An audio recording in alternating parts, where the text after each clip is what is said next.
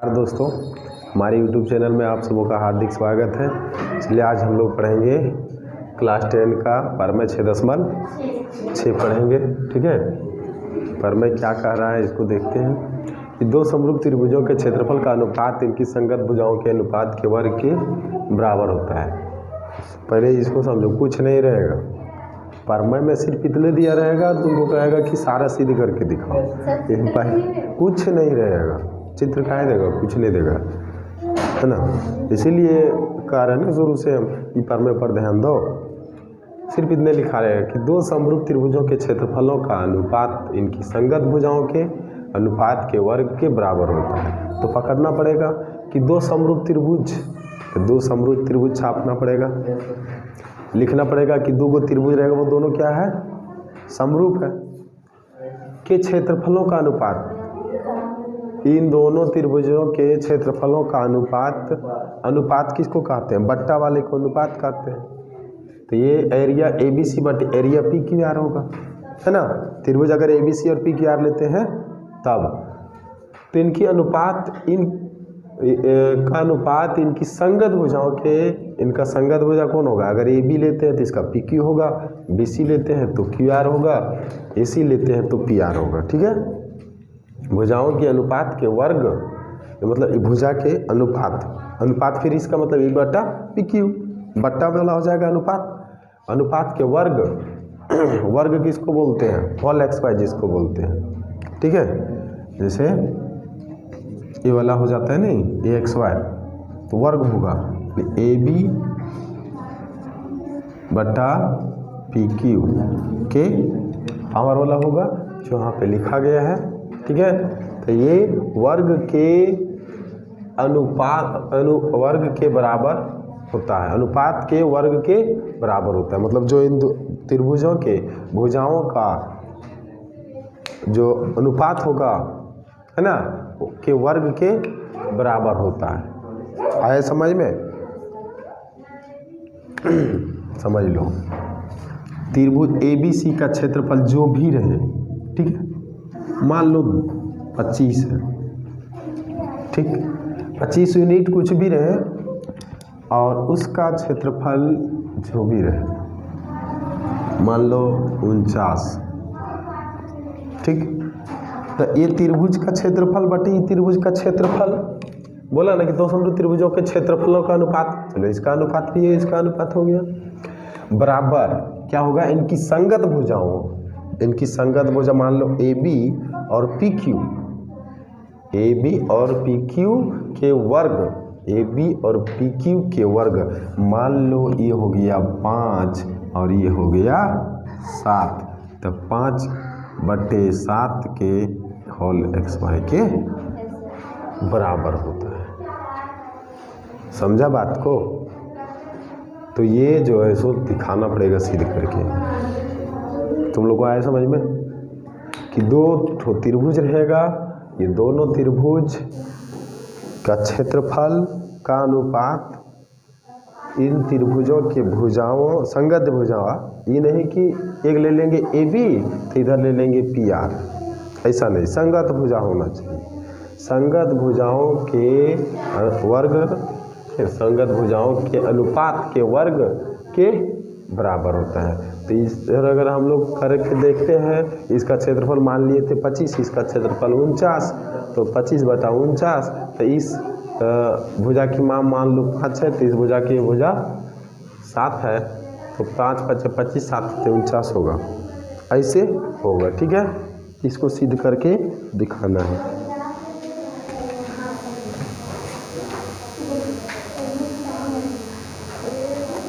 ठीक, अब दिया है क्या, त्रिभुज ABC और त्रिभुज PQR समरूप है। पहले बोल दिया है ना कि दो समरूप त्रिभुज, तो समरूप लिखना पड़ेगा। सिद्ध करना क्या है कि इनकी संगत भुजाओं के अनुपात के वर्ग के बराबर होता है, यानी इसका एरिया, इसका एरिया मतलब क्षेत्रफल होता है, ये R और एरिया लिखे हैं। ठीक है, और AB बटा PQ, BC बटा QR से ये बटा RP का होल XY होगा। समझे। अब कैसे होगा, तो इस त्रिभुज में ABC में और PQR में, ABC में AM लंब BC खींचा और PQR में PN लंब QR खींचा। ठीक, यहाँ अब प्रमाण में लिखेंगे त्रिभुज ABC में, त्रिभुज ABC की बात किया जाए, ABC का क्षेत्रफल क्या होगा, 1/2 आधार गुना ऊंचाई। ठीक है, अधिक किसी त्रिभुज का आधार और ऊंचाई दिया रहता है तो हम लोग उसका क्षेत्रफल निकाल सकते हैं 1/2 आधार गुने ऊंचाई से।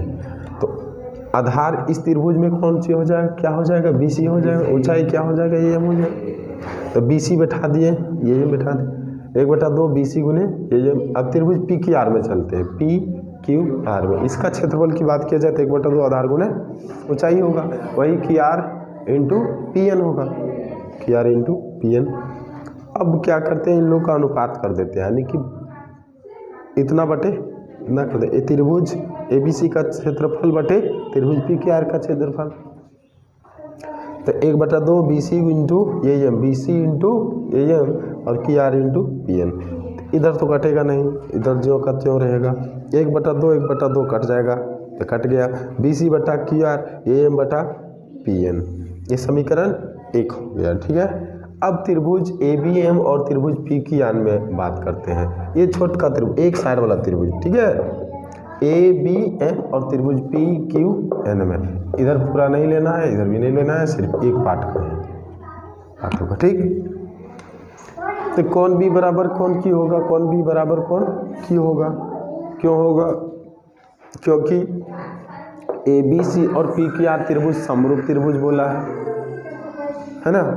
तो समरूप त्रिभुज, चूंकि ABC त्रिभुज PQR समरूप है, तो कौन M बराबर कौन N, कौन M और कौन N क्या है, दोनों देखो ना सिलसिला में यहाँ लंब खींचे है ना, तो 90-90 डिग्री होगा, तो 90-90 डिग्री हो गया, कौन M बराबर कौन N, यहाँ पर एक और एक, इसलिए त्रिभुज ABM त्रिभुज PQN ये समरूपता से समरूप हो गया, है ना।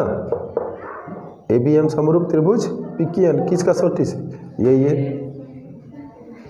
और जब समरूप होता है तो संगत भुजा को हम अनुपात में लिख सकते हैं, जानते हो ना, जैसे AM बटा PQ लिख सकते हैं, AM बटा PN लिखेंगे और AB बटा PQ लिखेंगे, तो AB बटा PQ AM बटा PN लिख सकते हैं। ठीक, इतना लिखा गया, समीकरण 2 माना गया। और त्रिभुज ABC समरूप त्रिभुज PQR दिया हुआ है।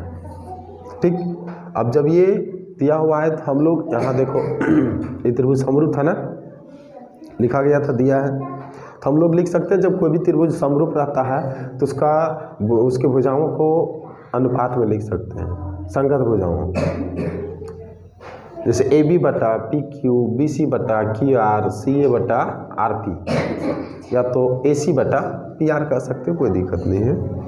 तो वहीं पे लिखा गया AB बटा PQ, BC बटा QR, CA बटा RP। ठीक, इसको मान लिया गया समीकरण 3। अब त्रिभुज ABC का क्षेत्रफल, ये एरिया ABC लिखा हुआ है ना, त्रिभुज ABC का क्षेत्रफल भी कह सकते हैं area of triangle ABC, English में होगा, लेकिन शॉर्टकट में की बात किया जाए तो AR त्रिभुज ABC, चाहे AR ब्रैकेट में ABC। ठीक, AR PQR मतलब एरिया PQR, त्रिभुज PQR का क्षेत्रफल भी कह सकते हैं, AB बटा PQ, AM बटा PN। यहाँ हम लोग क्या लाए थे, ABC और PQ का क्षेत्रफल AM बटा PN और BC बटा QR था, लेकिन देखो AM बटा PN यहाँ पे है और AB बटा PQ आ गया यहाँ, जबकि BC बटा QR था।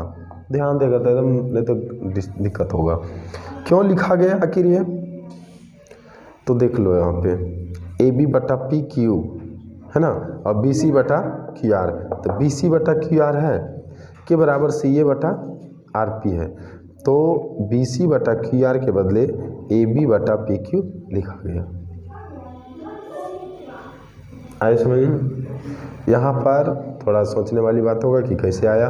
ए एम बटा पी एन तो है ना, वो ज्यों का त्यों है, लेकिन ए बी बटा पी क्यू कहाँ से आया? तो देखो बी सी बटा की आर, बी सी बटा की आर, सी ए बटा आर पी, ए बी बटा पी क्यू, मतलब तीनों है बराबर। तो इतना बराबर यहाँ पर लिखा था, तो इसके बदले ये लिखा गया, सिद्ध करना है ना हम लोगों को। तो बी सी बटा की आर के बदले ए बी बटा पी क्यू लिखा गया। ठीक, अब ए बी बटा पी क्यू रहा है और ए एम बटा पी एन देखो लो, ए एम बटा पी एन बराबर क्या है? ए बी बटा पी क्यू।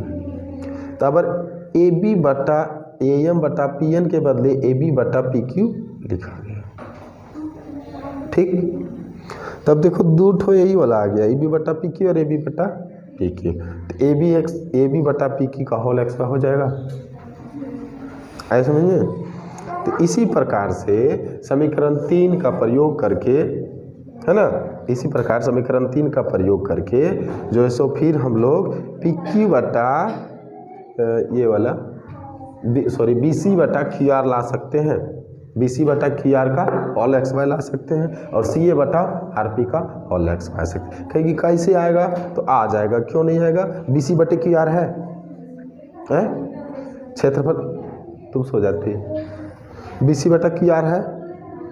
अब ए एम बटा पी एन के बराबर क्या है? ए एम बटा पी एन देख लो, ए एम बटा पी एन बराबर क्या है? ए बी बटा पी क्यू है, और ए बी बटा पी क्यू बराबर क्या है? बी सी बटा क्यू आर है। तो हम लोग ए एम बटा पी एन के बदले बी सी बटा क्यू आर लिख सकते हैं, फिर दूसरी बार में आएगा। तो फिर हो जाएगा बी सी बटे क्यू आर का होल एक्स वाई। आए समझ में? ये जो एक बार सिद्ध किया गया ना ये वाला, अब ये वाला कैसे सिद्ध होता है? इसी प्रकार से समीकरण 3 का प्रयोग करके, इस समीकरण का प्रयोग करके, जैसे ए बी बटा पी क्यू का होल एक्स वाई आ गया। अगर हम लोग को क्या लाना है? ये वाला बी सी बटा क्यू आर लाना है, तो देखो कैसे आएगा। यहाँ बी सी बटे क्यू आर है, यही वाला समीकरण ये यहाँ पर लिखा गया है ना। तो बी सी बटा क्यू आर, बी सी बटा क्यू आर बराबर क्या है? ए बी बटा पी क्यू है ना। अच्छा, ए बी बटा पी क्यू बराबर क्या है? ए एम बटा पी एन है, बी सी बटा, और ए एम बटा पी एन हुआ, और ए बी बटा पी क्यू और बी सी बटा क्यू आर। तो बी सी बटा क्यू आर ए एम बटा पी एन देख लो, यहाँ पर ए एम बटा पी एन के बराबर ये है, तो इसके बराबर क्या है? ये है, नहीं समझ में आ रहा है? देख लो किधर गया। यहाँ हम लोग को लाना क्या है? बी सी बटा क्यू आर लाना है ना। तो इतना बराबर क्या है? ये वाला दोनों सेम है, तो इतना बराबर क्या है? ए बी बटा पी क्यू है। अब इतना बराबर देख लो, ए बी बटा पी क्यू बराबर क्या है? बी सी बटा क्यू आर है। तो क्या हम लोग ए एम बटा पी एन के बदले डायरेक्ट बी सी बटा क्यू आर कह सकते हैं? समझ गए? तो फिर बी सी बटे क्यू आर का होल एक्स वाई हो जाएगा। इसी प्रकार से सी ए बटा आर पी को सिद्ध करना पड़ेगा। सी ए बटा आर पी कैसे आएगा? क्योंकि सी ए बटा आर पी है, किसके बराबर है? बी सी बटा क्यू आर, ए बी बटा पी क्यू। अरे सीधा सीधी कह सकते हैं हम लोग, क्या जानते हो कि लिख भी नहीं पाते हैं, माइक छोटा हो जाता है, कि ए बी बटा पी क्यू बराबर बी सी बटा क्यू आर बराबर सी ए बटा आर पी बराबर क्या हो जाएगा? ए एम बटा पी एन होगा, कहीं कह सकते हैं। अब यही वाला बतिया को देखो, बी सी बटा क्यू आर है, बी सी बटा क्यू आर है, इसको 2 बार लिख देंगे तो होल एक्स हो जाएगा। अच्छा, सी ए बटा आर पी, तो सी ए बटा आर पी है यहाँ पर, तो सी ए बटा आर पी बराबर सब बराबर है, देख लो ये सब बराबर है, तो इन दोनों को क्या करेंगे? डबल लिख देंगे तो हो जाएगा। तो ये area A B C, area P Q R बराबर ए बी बटा पी क्यू का whole X Y, B C बटा क्यू आर का होल एक्स वाई, और बराबर सी ए बटा आर पी का होल एक्स वाई प्रूफ होगा। ठीक है, चलो इतना